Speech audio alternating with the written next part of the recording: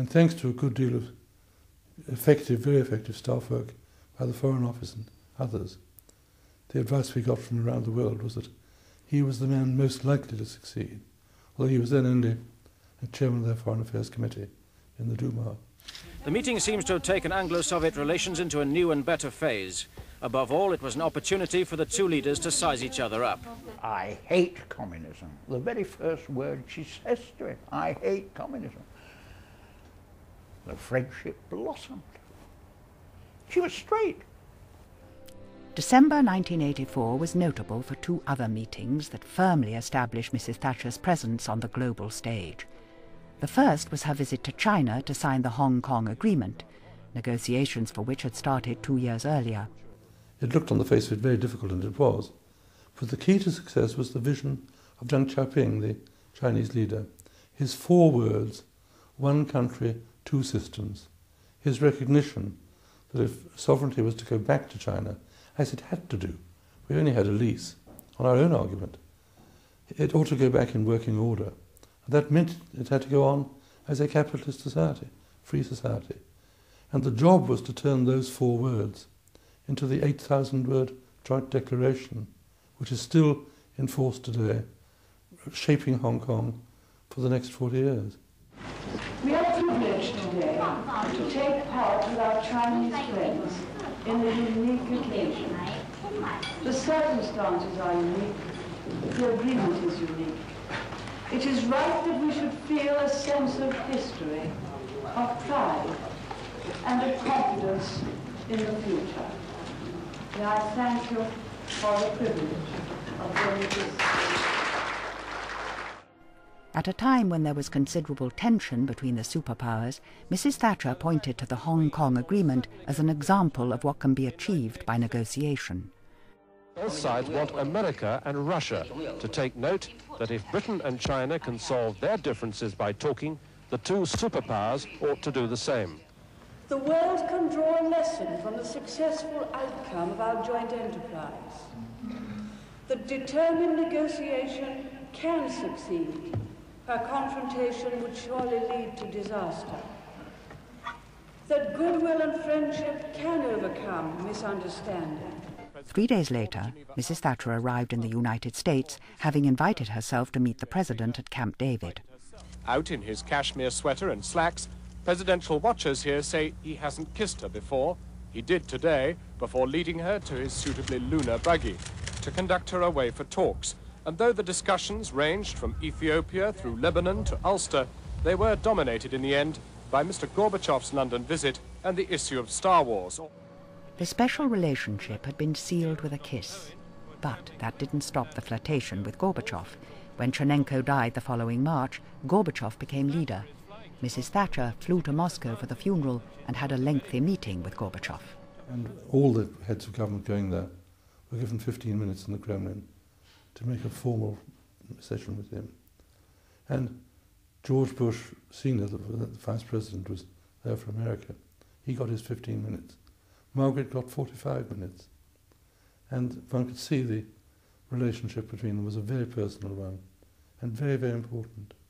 A year later, and Mrs. Thatcher was Gorbachev's ambassador to the G7 summit of 1986. It was she who, aboard her plane, carried the personal letter from Mr. Gorbachev, promising renewed interest in an East-West summit this year.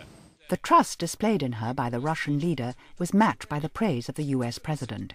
Mrs. Thatcher had just a month before allowed Reagan to use British bases to launch airstrikes on Libya in retaliation for a fatal attack on US servicemen in West Berlin, which intelligence blamed on a Gaddafi-backed terrorist group. We recognized the Americans had suffered an attack by terrorists under Libyan direction, the explosion of a bomb in a Berlin nightclub.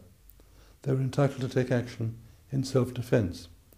Their initial reaction, which is not unique, was to say, we've got to respond to this. And respond is American for retaliate. International law doesn't allow for retaliation. So we spent the best part of a week discussing it with the Americans to persuade them that it had to be done in self-defense with limited targets so as to avoid killing, injuring more people than was absolutely essential. Mr. President, are you satisfied that if You have to ask Mrs. Thatcher to give you permission to use the bomber bases again. She'll be able to give it to you.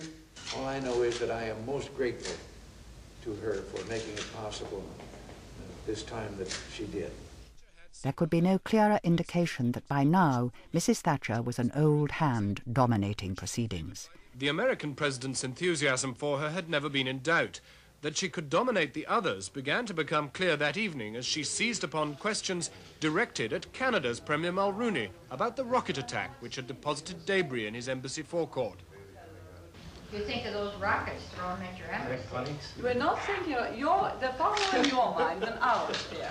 We're not worried about them. Now, just don't exaggerate them. All right? Got the message?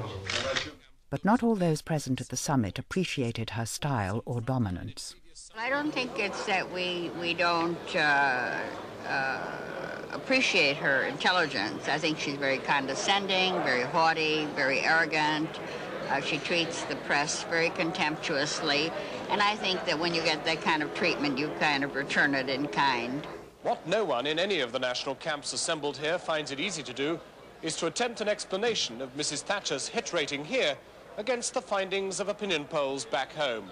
Running in parallel and closer to home was the issue of the European community. Ironically, when she came into office, Mrs. Thatcher and the Conservatives were considered more pro-European than Labour.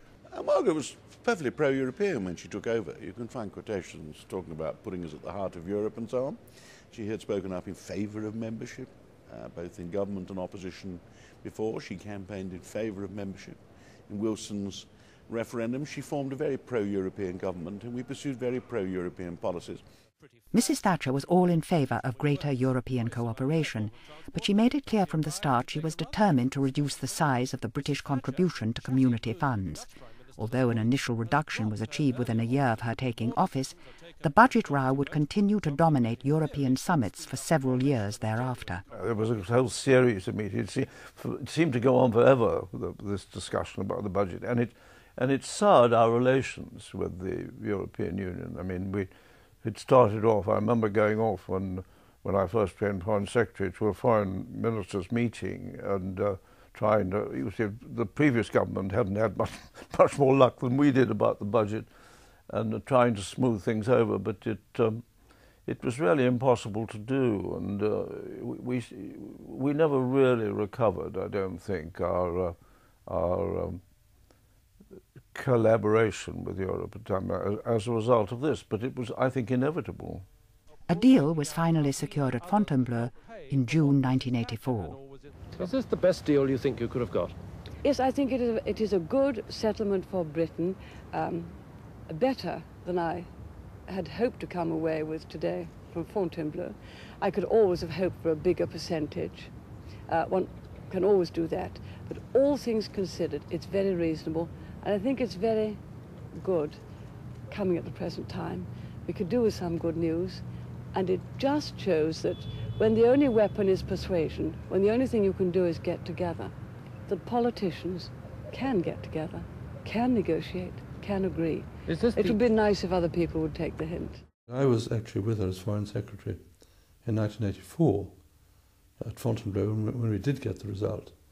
And even there we had to stick out for the last 2 or 3%. It was necessary to do it with that kind of determination.